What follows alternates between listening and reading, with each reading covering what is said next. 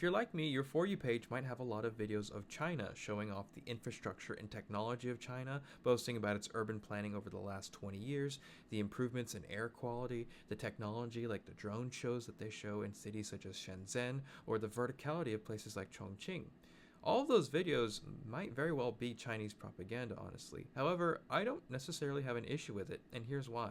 My last video talks about how Chinese propaganda is a lot different than Russian and American propaganda, which are more ideologically based. American propaganda is this idea that everyone should have freedom and democracy in elections, and there shouldn't be an overarching level of control from the state, which is ironic given how much the United States influences other countries. Russian propaganda is more about trying to disrupt reality so that people can't discern truth from fiction in order to instill a sense of cynicism that things can't get better, which is also ironic given philosophers such as Dostoevsky, who originate from Russia. Chinese propaganda, however, is much less ideologically based. China, from what I can tell, understands that the context behind its history and its political system is what applies and works best for the People's Republic of China. It does not necessarily believe that every other country should also have that same system of government. What's also really difficult to describe unless you understand it yourself is that the Chinese mentality towards government is not the same as the American mentality towards government, in that the American mentality towards government is more free-spirited, it's more optimistic and aspirational. There's this mythologized past where America has been constantly in the pursuit of liberty for all, and the United States believes in extending that to other countries as well. The Chinese mentality towards government is a bit more cynical in this idea that there was a century of humiliation.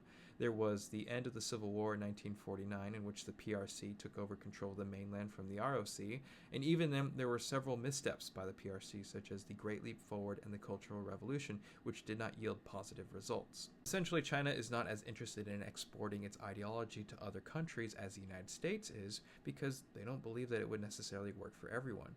However, the reason why these propaganda videos don't really bother me that much is because I believe it adds more pressure to the US to do more for its people.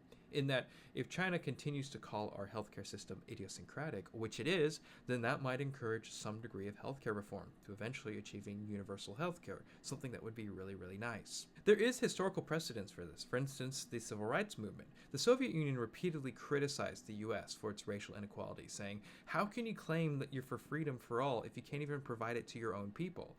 In one instance of the Little Rock Nine, Eisenhower was embarrassed by the worldwide press that it received when these students couldn't go to school in Arkansas.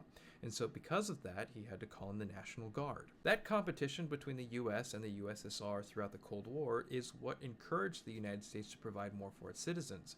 It's no coincidence that after the fall of the Soviet Union in 1991, suddenly the US starts doing less for its people. That is the ideal scenario. The US sees that it's falling behind to other countries, so it reinvests back into its people in order to maintain relevance. Has that happened in the past? Yes. Does it always happen? No. There was also the first Red Scare in the 1910s. This was a growing socialist and communist movement in the US. This was labor riots and labor revolts and strikes. This was things such as anarchist bombings, and overall this idea that the US government should be overthrown to become more representative of its people. Well, what did the US do in response to this? Well, some laws were passed, such as rent laws for the first time, but there were also things such as the Palmer raids. There was mass deportations, and it eventually led to the Immigration Act of 1924. That's my general take on it, in that I don't see China as being an ideological threat to the US, but I do see them as a good rival to motivate the US to do better and to do more. And if these videos help encourage that, then by all means.